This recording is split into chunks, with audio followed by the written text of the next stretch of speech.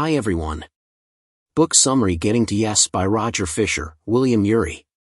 Let's enjoy the video. Please subscribing to my channel for more great content like this. You'll be notified when I upload new videos. Getting to Yes is a guide to effective negotiation. It introduces the concept of principled negotiation, a method that seeks to obtain mutually beneficial agreements. The authors argue that negotiation doesn't have to be a combative and adversarial process. Instead, they propose a shift in perspective to focus on obtaining mutually beneficial agreements. The strategy for principled negotiation consists of 4 fundamental elements. 1. People. Separate the people from the problem. Emotions, perceptions, and personal relationships may significantly impact discussions. 2. Interests. Concentrate on your interests rather than your positions.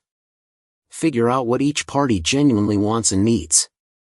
3. Options. Generate a number of viable options before reaching an agreement to ensure that all parties' interests are addressed.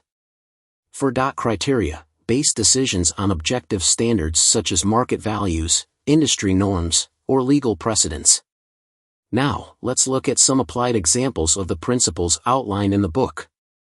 1. Law of the Sea Conference. A scientific model helped India and the United States make an agreement about deep-sea mining regulations. 2. Tenant and landlord negotiation. A detailed case study of a negotiation between a tenant and landlord, with an analysis of the techniques being applied. 3. Power imbalances. The authors present numerous techniques to level the playing field in talks, addressing the topic of power imbalances. 4. Unwilling parties. Strategies for dealing with parties in a negotiation who may be unwilling to engage in principled negotiations. 5. Interactive exercises. The book includes interactive exercises to apply the book's ideas to your own life. Learn how to negotiate well. Everything is based on negotiations. This is sometimes hard to imagine, but only a few decades ago decisions were rarely made as a result of discussions or negotiations. They are usually done by one person, whoever is in charge.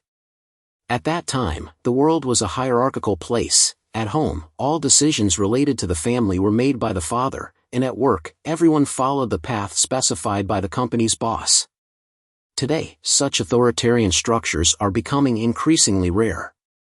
The hierarchy is flatter, information is more accessible, and more people are participating in decisions at all levels.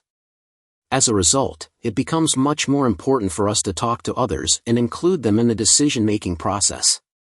Politicians today speak to their constituents, and companies encourage their employees to participate in corporate decisions. Even parent-child interaction is becoming more and more democratic. In the age of Google, parents no longer simply say, "Don't do this, it's not healthy," because their kids can go online, find objections and argue their point of view. Today, finding agreement in any area of life means negotiating. Competing with friends for movies to watch is very different from vying for prices with suppliers or negotiating an international arms embargo. However, all negotiations are similar in many ways. By arming yourself with knowledge and tools, you can quickly fall in love with negotiating. Every day of your life involves negotiation, and it's worth the time to do it. Learn how to negotiate well. Everything is based on negotiation. Avoid guerrilla war. Cost a lot and bring little profit. Conflict often turns into guerrilla warfare, focusing on hitting the opponent's weak point quickly. Both sides hold a position, defend it fiercely, and only give in if forced to. In that case, finding a solution is not the result of negotiation. Either the more stubborn side wins, or a compromise is found that both sides can accept, more or less.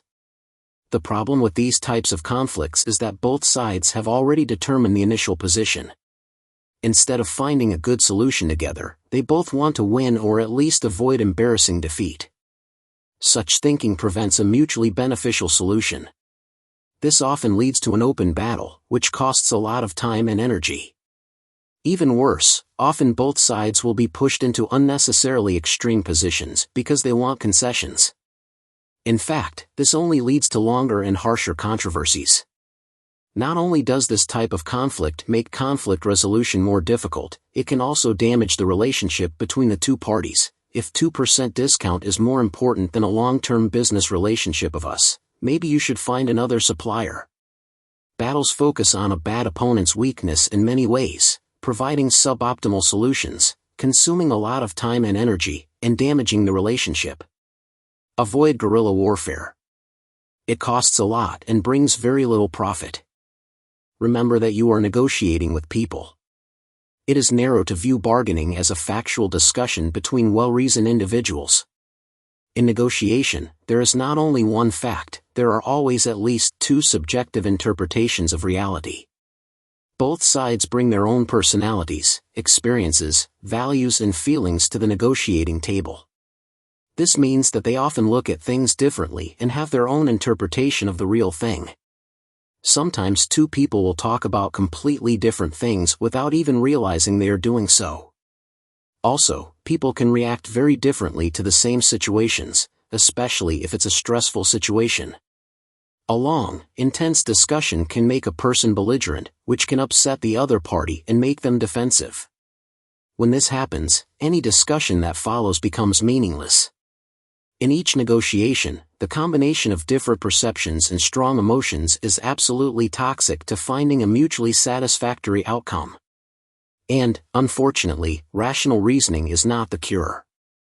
Every real negotiation happens on two different levels, the level of factual arguments, cognitive and emotional levels of people.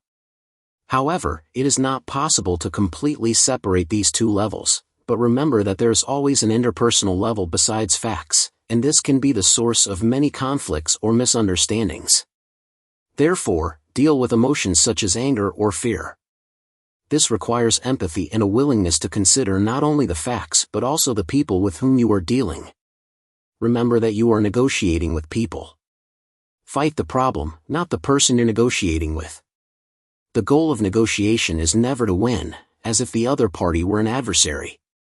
Instead, both sides should focus on finding a lasting solution together. This is why negotiators should always separate the factual level of an argument from the level of personal opinion. If you want to negotiate successfully, always maintain the level of truth. Of course, this can only happen if both sides are willing to approach the issue with reason, not with emotion. This means that both must meet as partners striving for a mutually beneficial solution, not as adversaries in a war that only one side can win. Ideally, you should steer clear of the subject and look at it from a neutral perspective. Sometimes it simply helps to bring the two sides together on the same side of the negotiating table. In this way, the issue is no longer seen as a fight between you but as one that is put in front of both of you, and can be resolved together. Both sides should try to use neutral language and stick to the facts. Never bow to personal attacks, and never accuse others of lack of reason, no matter how absurd you may find them. When you do, you create distance, which can cause the other person to lose sight of the truth and respond purely on emotion. For example, a separated couple should not argue about who caused the marriage to fail. Instead, they should discuss future arrangements that will be best for their child. Fight the problem, not the person you're negotiating with. Before looking for solutions, understand the underlying concerns of both parties. Often the positions of two sides in a negotiation seem incompatible. Take a couple's holiday plans as an example. I want to spend my holidays at the beach, versus I want to go to the Alps. But when you look beneath the surface of the benefits of these two positions, you may be surprised at the new solutions that can arise, often without any compromise. If the husband wants to go to the beach so he can swim with his wife who wants to go to the Alps to hike, why not stay at a mountain where there is a lake? Often, however, the parties are based on multiple interests, not just one. In the example above, the couple's differing views could be the result of many different expectations about geography, shelter, food, etc. To find a constructive solution, try to understand all the preferences involved. Once you've identified the differences, it's much easier to prioritize and find compromises that don't pose a problem. What is their goal? At what point do you agree? Where is the weak little difference between you and them? And above all, where do those differences come from? Often the primary driver of people is their basic need for recognition, control, security, and belonging. If you don't know what's driving the other person, ask them, for example, why do you want to go to the Alps, or what makes you object to this? Also, make sure you understand what's driving you and your concerns. Express them openly before making suggestions. Only when the interests of both parties are clear can you find a solution that both parties are satisfied with. Before you look for a solution, understand the concerns of both parties. Outline options before looking for solutions. When two people negotiate, they often have a clear vision of what kind of outcome they want. Often they carry draft contracts, in the hope of persuading others to agree with them. Such solutions are bound to fail. They are inherently unbalanced because they are based on only one point of view. They are too narrow to provide a practical basis for a common solution. Instead of making one-sided proposals, be open to discussing all potential solutions and accept only one that both parties are happy to agree on. See if someone asks you, who do you think will win the Nobel Prize in Literature next year? You probably won't come up with a name right away. Instead, you will assemble a list of candidates and choose one of the options after consideration. This is exactly how you should look for negotiating results. Think of negotiation as two distinct phases. First you outline potential solutions, and only then do you actually agree on something. Do not combine the two. Start by emphasizing the most extreme views, consider different situations, and weigh the details. Get creative, draw sketches, hold consultations, ask the experts. Consider making a nice game of coming up with the most extreme views, e.g. ask, what are the most extreme views? What will liberals say? What about conservatives? You will end up with many potential solutions, and, as you enter the second phase of discussing those solutions, hopefully one of them will be acceptable to both parties. Outline options before you look for solutions. Always find objective criteria for making decisions. No matter how good your intentions are, surprising your partner with a full proposal of a solution is not a good way to move negotiations forward. The other person often disagrees and reacts defensively or aggressively. Instead, first figure out the right criteria to base your decision on. These must be clear and objective so that there is no misinterpretation for both parties. For example, the right price for a home is not just the target price that the seller or buyer has in mind. A fair price should be estimated based on things like the average price per square meter, the condition of the building, and similar home prices in the area. All of these criteria are objective and verifiable. When negotiating, both sides need to publicize the criteria for evaluating the quality of the solution. The criteria are not the same, but they should be objective and understandable. Never use pressure or ultimatums. If someone gives you a number and says, "That's my final offer," just ask what the basic criteria are. For example, why do you consider that a fair price?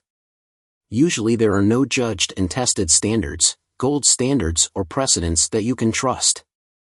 However, always try to find objective criteria for making your decision. Whenever you can't find the right criteria, make sure you have at least one fair decision-making process. This aspect of negotiation is understood even in kindergarten, where they teach the "I cut, you choose" method. When a cookie is divided between two children, the first child cuts the cake, but it is better should be fair because the second child gets to choose who gets what. Always find objective criteria to make your decision. To negotiate well, you have to be well prepared. Never enter a negotiation unprepared. Preparation means knowing as much as possible about the facts in advance. Gather all the information you can, and study your data closely. Learn about both the person you will be dealing with as well as the specific context of the negotiation. What motivates others? What is their purpose? Are they independent in their decisions, or must they consider the interests of their bosses, partners, or spouses? Are there personal, political, or religious conditions that you should be aware of? The more you know, the more you understand the other person, the more likely it is that both of you will find a constructive solution. The less you know, the more likely you are to draw conclusions about unrealistic issues based on biases, speculations, and emotions. Also, don't underestimate the extra details of the negotiations. When and where should this negotiation take place? At your office? At home? In a neutral place? About the meeting itself, how should it go? By phone? Face to face? Or even in a larger group? What is the role of time? Will pressure in the form of a deadline help or harm the negotiation? By investing time in detailed research and thorough preparation, you will help create a positive environment in which both parties will feel comfortable. This greatly increases your chances of having a constructive discussion rather than getting stuck in your initial points. To negotiate well, you have to be well prepared. Bargaining is communication. Listen and talk about the truth. It's no secret that most conflicts and problems would never have arisen in the first place if there was better communication. Often, misunderstandings and knowledge gaps are what lead to counterarguments, and better communication can help avoid both. Even if there's an open conflict, make sure your communication is positive and problem-oriented. Let the discussion continue, and do not let the flow be interrupted by the fixed and inflexible arguments of both sides. To do this, you must first listen. Listen to what others have to say, not just what you want to hear.